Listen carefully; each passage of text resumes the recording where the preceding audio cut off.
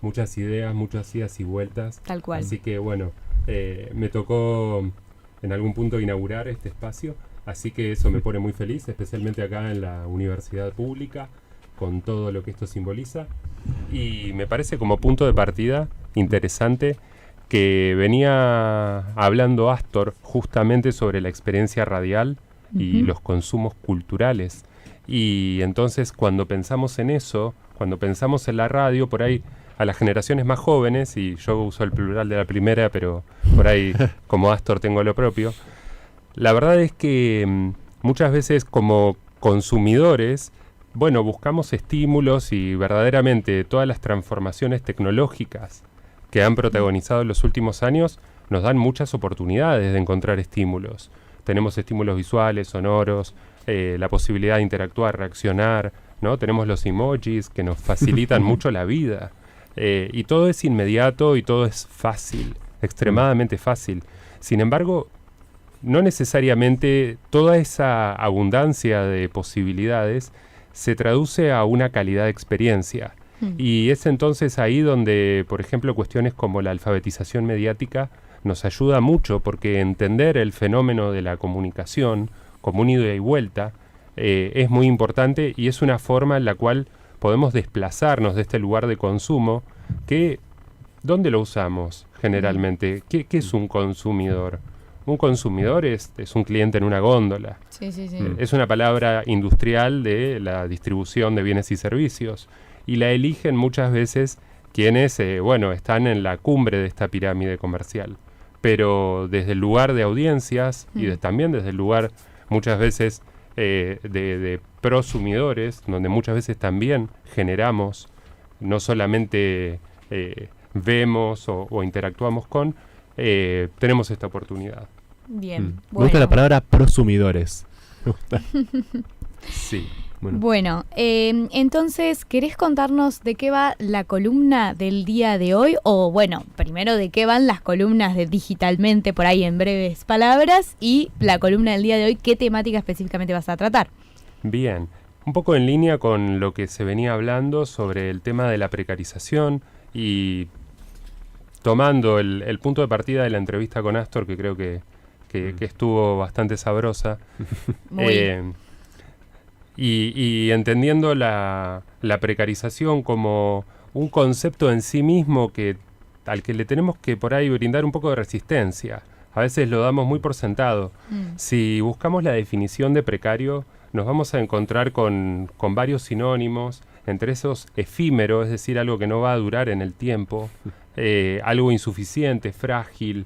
Claro. Y entonces cuando lo volvemos un verbo y decimos precarizar, si es algo efímero, entonces sería terminar, sería hacer algo insuficiente. Bueno, ¿qué significa precarizar? Y entonces tiene que ver con hacer las cosas precarias. Y creo que hay algo que tenemos que reflexionar, y esta es una columna de tecnología, se llama Digitalmente, yo soy docente de alfabetización digital, pero ¿por qué estoy hablando de esto? Bueno, porque lo digital nos ha traído un montón de ventajas, ha multiplicado casi geométricamente niveles de productividad en los últimos 70 años. Y cuando digo 70 años por ahí es como extraño, ¿no? No tanto, en realidad. Sí, cuando uno lo piensa, la tecnología de la que hablamos cuando hablamos de lo digital ya tiene sus años. Parece que no, pero es mucho tiempo en realidad. Es mucho tiempo. La radio, por ejemplo, tiene más de un siglo, igual que el cine. Claro. Y eso significa que los últimos 20 años no deberían ser parangón para evaluar nada. Deberíamos entender los últimos años como, unos años muy acelerados, claro, donde ha habido transformaciones muy profundas, pero no necesariamente esas transformaciones han sido en beneficio del público, sino que han sido accidentadas por este ritmo acelerado, pero también tienen esta característica de que no las hemos elegido.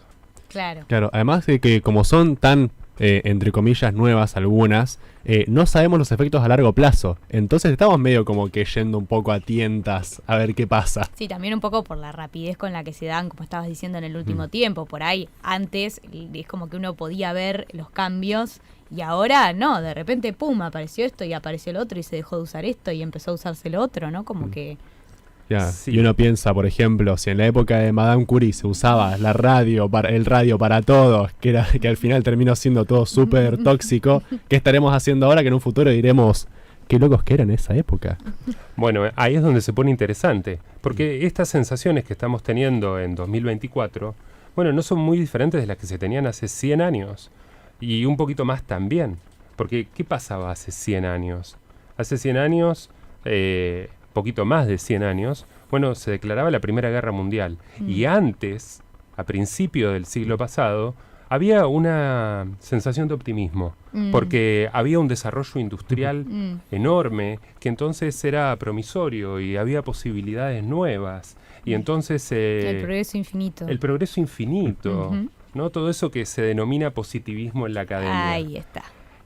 Y ahora parece como que hemos caído nuevamente, por ahí no son diferentes los tiempos, sino que es diferente nuestra capacidad de retener y apreciar qué es lo que está pasando.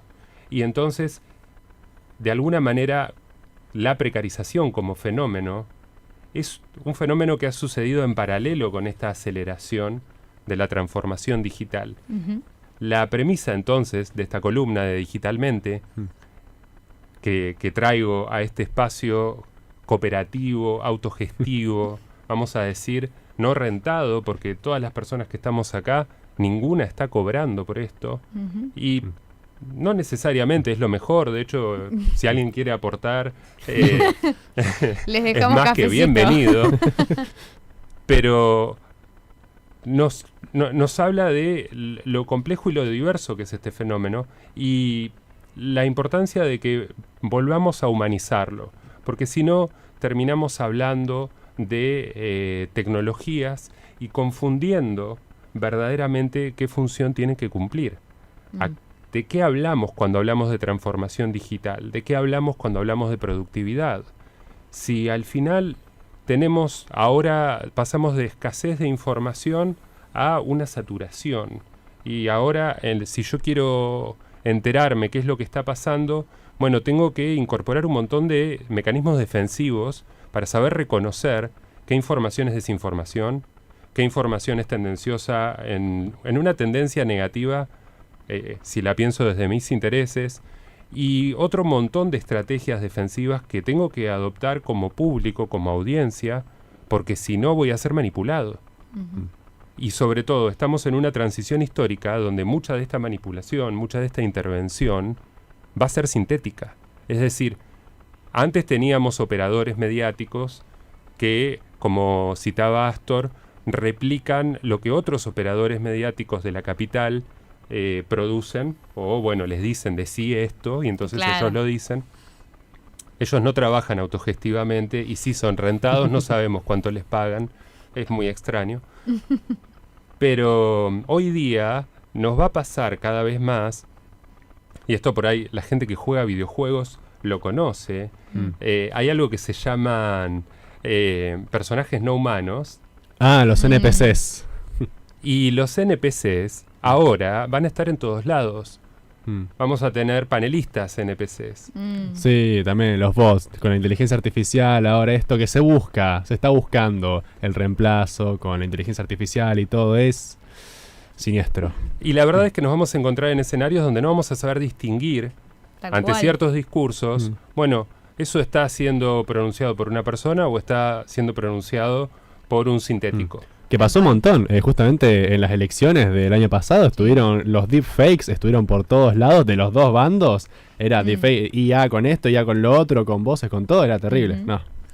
Así que entonces, la premisa de esta columna y la idea que por ahí pretendo ir a elaborar en el tiempo, mes a mes, porque es una columna que voy a estar haciendo mensualmente, es de, bueno, cómo podemos rehumanizar nuestro concepto de lo digital, profundizar un poco, porque justamente todo esto es posible. Nos puede manipular un operador político que finge ser un periodista, o nos puede manipular un robot que se comporta como operador político que finge ser periodista, en la medida en la que no tenemos fortalezas en nuestra capacidad de alfabetización mediática y desconocemos acerca de cómo funciona lo digital. Esa es la premisa necesaria, porque si no parece como que esto es apocalíptico, esto es negativo. Y si nos remitimos a lo que hablábamos hace un ratito nomás, hace 100 años se creía un montón de cosas y después vinieron 2 guerras mundiales. Sí, Entonces, es cierto. tal vez podemos evitarnos algunas cuestiones y, bueno, básicamente despertar y utilizar nuestro juicio crítico hoy día.